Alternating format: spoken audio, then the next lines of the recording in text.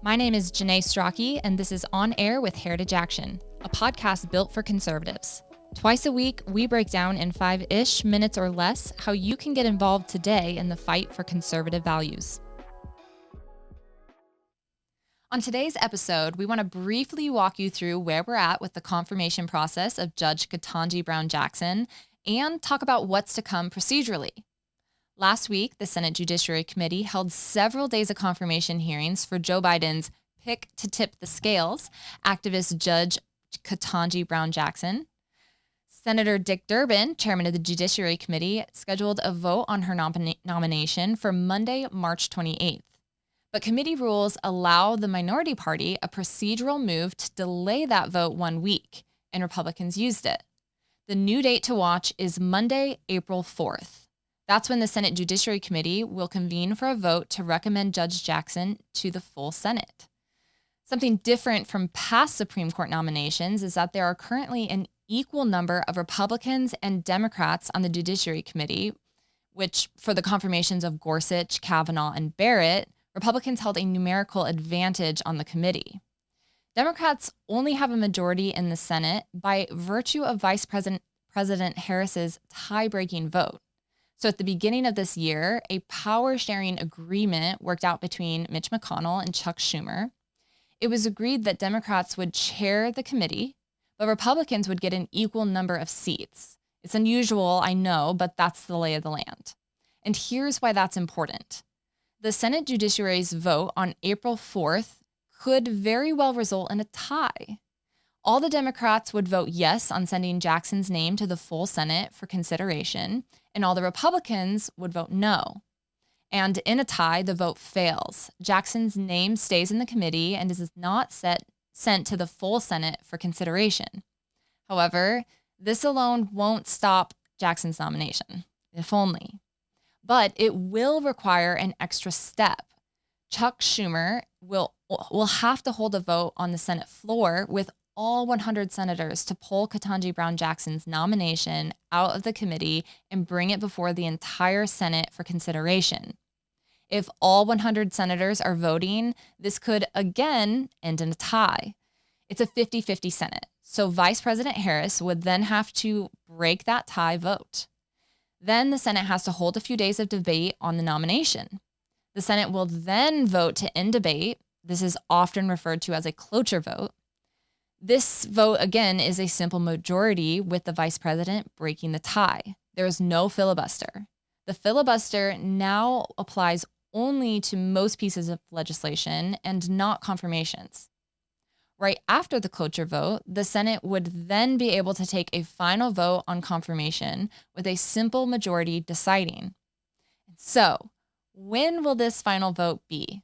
Well, with all of these delays, extra votes, and procedural waiting times that are required in the Senate, the final confirmation vote likely won't happen until April 8th. Now, there are 1,000,001 world events that could throw off that schedule. But in an ideal world for Senate Leader Schumer, he'll be able to wrap up the final vote quickly. And in a most ideal world for Schumer, Vice President Harris's tie-breaking vote won't even be needed for any of these votes. Schumer would love to win over some GOP senators so that he can brag about bipartisan support. But Schumer's desire for a return to congenial bipartisanship is rather hypocritical after Democrats' disgraceful character assassination of Justice Kavanaugh, followed by the confirmation of Barrett, where not a single Democrat crossed the aisle to vote with Republicans. All of that being said, it's important to remember, nothing is written in stone. Nothing is inevitable. Over 10,000 activists used the Heritage Action website last week to call senators to oppose Jackson's nomination. That is a lot of calls. In the background of everything we just talked about, staff assistants in the Senate are taking calls.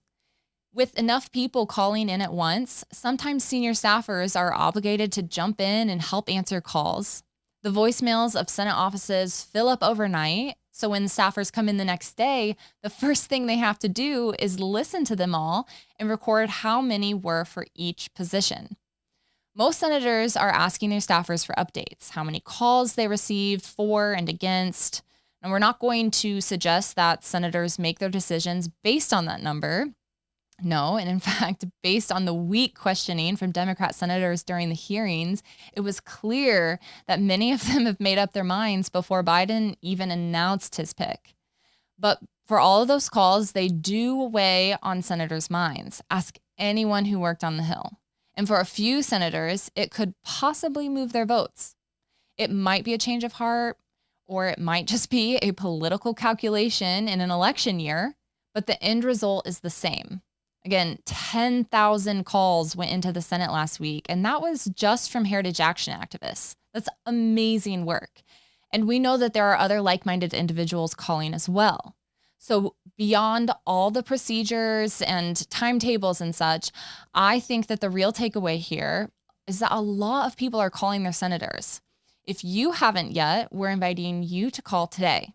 Go to heritageaction.com/call. It's the most beautiful thing about this country.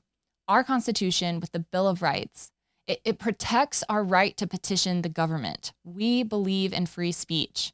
We're so blessed to live in a country where we can make that call. We can call our senators and tell them exactly how we think they should vote. That's just not happening in Beijing.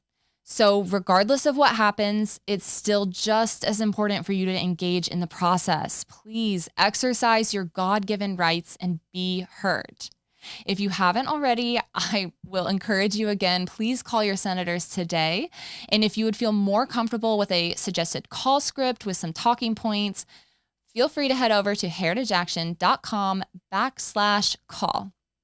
But either way, just take the 2 minutes out of your day and call.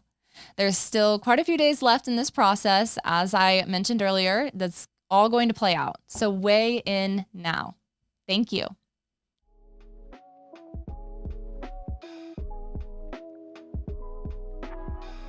That's it for another episode of On Air with Heritage Action. Thank you for tuning in. If you like what you heard in today's episode, please click the follow button. If you want to receive a text message each time a new episode airs, text podcast to 51776 and you'll never miss an episode. That's podcast to 51776.